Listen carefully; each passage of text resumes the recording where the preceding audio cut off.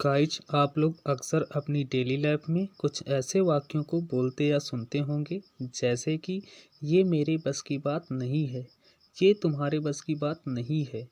अंग्रेजी बोलना मेरे बस की बात है, वहाँ जाना मेरे बस की बात नहीं है, यहाँ आना उसके बस की बात नहीं है, गाली सुनना मेरे बस की बात नहीं है। गाइज, ऐसे वाक्यों को इंग्लिश में कैसे बोलते हैं, चलिए देख लेते हैं। गाइज, बस की बात, इसके लिए हम एक फ्रेज का यूज करते हैं और वो है वंस कप ऑफ टी। बस की बात नहीं, इसके लिए यूज करते हैं not one's cup of tea. Guys, यहाँ आपको ये ध्यान देना है कि ये जो वंस लिखा हुआ है इसके स्थान पर हम प्रोनाउन का पजेसिव केस लिखते हैं, जैसे माई, अस, योर, हिज, हर, देयर। तो चलिए अब ये देख लेते हैं कि इनको वाक्य में कहाँ रखा जाएगा। रूल में सबसे पहले रखेंगे इट, उसके बाद हेल्पिंग वर्ब टेंस के अनुसार और अंत में रखेंगे not one's cup of tea. इसको और अच्छी तरह से समझने के लिए चलिए कुछ एग्जांपल्स देख लेते हैं। पहला एग्जांपल है, ये मेरे बस की बात नहीं है। इसको इंग्लिश में कहेंगे it's not my cup of T. It's not my cup of T. दूसरा एग्जाम्पल है, ये तुम्हारे बस की बात नहीं है। इसको इंग्लिश में कहेंगे it's not your cup of T.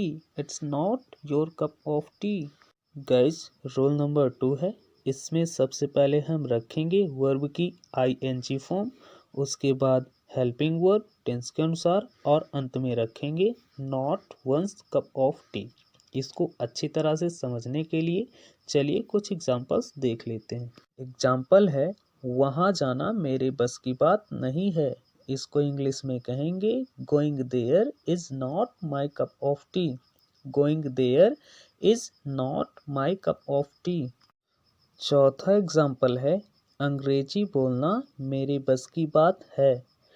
इसकी इंग्लिश होगी speaking English is my cup of tea. Guys, यहाँ पर नॉट को हटा दिया गया है क्योंकि हिंदी वाले वाक्य में नहीं का प्रयोग नहीं किया गया है।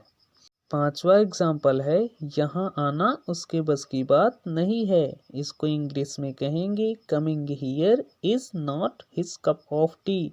Coming here is not his cup of tea.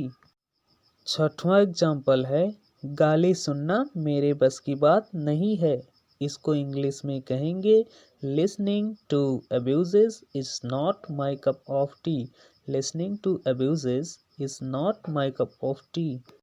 Guys, हमेशा की तरह अब एक वाक्य आप सभी के प्रैक्टिस के लिए, तेज दौड़ना तुम्हारे बस की बात नहीं है। इसको इंग्लिश में ट्रांसलेट करिए और कमेंट बॉक्स में लिखिए।